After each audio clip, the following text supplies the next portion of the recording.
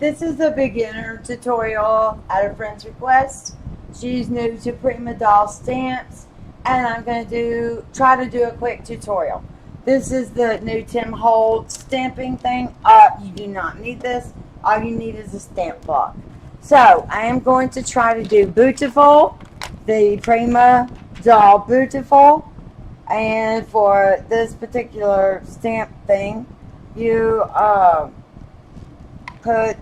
get your stamp on there. Alright, so now I need to pick the paper, and I generally use book paper, but I didn't grab that before I got started, so let me grab a sheet of white paper and I will have to color her in.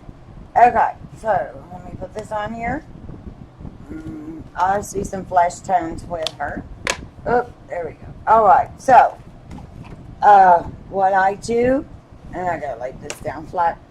What I do is I use the archival inks, because if you use the alcohol ink markers like the Spectrum, the R, the Chameleon, or the Copics, it does not bleed after it dries good. Alright, so you take your pad, and they do have smaller ones. I just couldn't find one at the time I was shopping.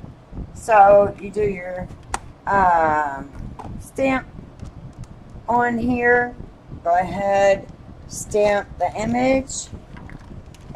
With this particular stamping tool, if you miss any, your magnets are in place, your stamp stays. And see, I missed a corner right there, so I'm going to add ink.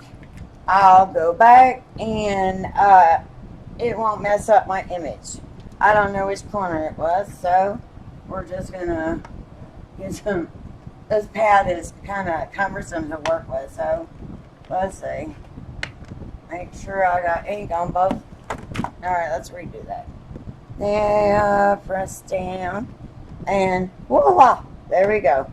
Now, we have our stamped image. After you have that, and I don't like to get my my ink all over there, so I'm just going to put that there for right now, because we're going to be reusing this when we cut out the clothes, or stamp for the clothes.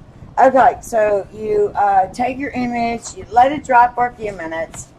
Okay, oh, zoom in. There we go. Okay, so now what you want to do, this is what I learned from a YouTube video that I watched, is take your X-Acto knife before you do anything to the paper and cut the inside parts out. Okay, right here. If they have legs, cut the inside parts out there. On other stamps, you would understand that. So that's what I'm going to do right now. And I usually use a glass mat. I don't see mine right here at this moment, because I like cutting. Maybe it's here. Yeah, here's one. Okay, I like cutting on a glass mat because my X-Acto knife works a lot better. Now, the next trick, finding my X-Acto knife over here. I just moved my little tool caddy so I could do this video, so hang tight. Okay, here we go. Hopefully this is a new enough blade that this will go smoothly. So, you cut along the black line on this image right there. Here, just gonna cut this out right here. Up, back up just a little bit. Okay. After you cut that one, sorry, it should pop out if you got it all pretty good. So there we go. Now let me do the other side.